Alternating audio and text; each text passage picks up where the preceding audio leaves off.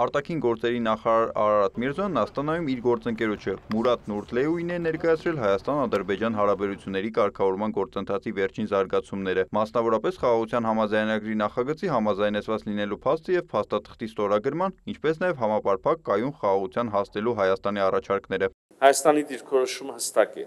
Երկու պետությունների տարածքային ամբողջականության ճանաչում եւ սահմանազատման գործընթացի իրականացում Ալմա-Աթայի հռչակագրի դրույթների հիման վրա,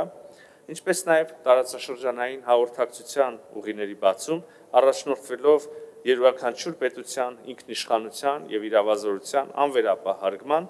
ինչպես նաև հավասարության եւ փոխադարձության սկզբունքներով։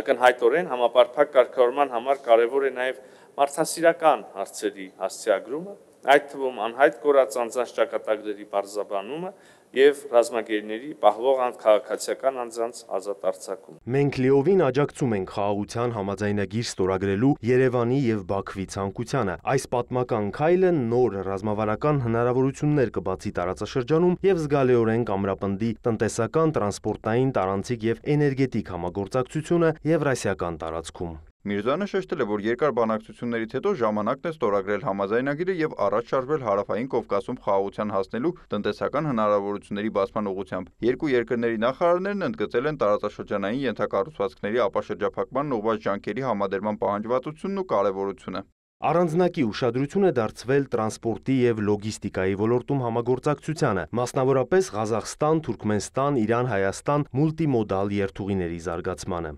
Իհարկե մենք մեծապես արժևորում ենք Ղազախստանյան կողմից, այդ թվում ամենաբարձր նախագահի մակարդակով արտահայտված միանշանակ աջակցությունը Հայաստանի կառավարության խաղաղության խաչմերուկ նախագծին։ Արարատ Միրզոյանը նկատել է, որ նախորդ տարի Մուրադ Նուրդլեուի Երևան կատարած այցի ժամանակ կայացած քննարկումների արդյունքում հաջողվել է էականորեն ընդլայնել փոխգործակցության բովանդակությունը։ Նախորդ տարին իրավի առանձնակի դինամիկ էր։ Շուրջ 20 տարվա ընդմիջումից հետո տեղի ունեցան երկու երկրների նախագահների փոխայցելություններ։ Ակնկալում ենք, որ այս ընթացիկ տարին նույնպես հագեցած կլինի երկկողմ փոխայցելություններով եւ համատեղ նախաձեռնություններով։ Նկատելով, որ իր առաջին պաշտոնական այցն է Ղազախստան, նախարար Միրզոյանը վստահություն է հայտնել, լավ հնարավորություն է անդրադառնալու նախորդ տարի Երևանի ու Աստանայի միջև բարձր մակարդակի քաղաքական երկխոսության շնորհիվ ձեռք բերված պայմանավորվածությունների կյանքի կոչմանը։ Կողմերը միակարծիք են եղել, որ երկկողմ առևտրաշրջանառության առկա ներուժը զգալիորեն գերազանցում է ներկայիս ցուցանիշները։ Այս համատեքստում պայմանավորվել ենք կրկնապատկել ջանքերը մեր երկու երկրների կառավարությունների միջև 2024-2025 թվականների առևտրատնտեսական համագործակցության ճանապարհային քարտեզի կյանքի կոչման համար, ինչպես նաև տնտեսական համագործակցության միջկառավարական հանձնաժողովի հաջորդ նիստի անցկացման ուղղությամբ։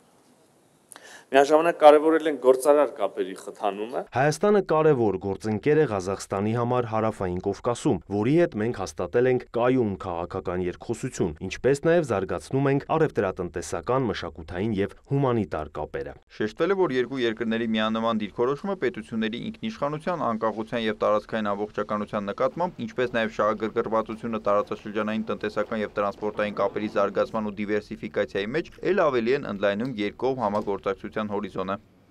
Նիկոլայ Ավետիսյան, լուրեր։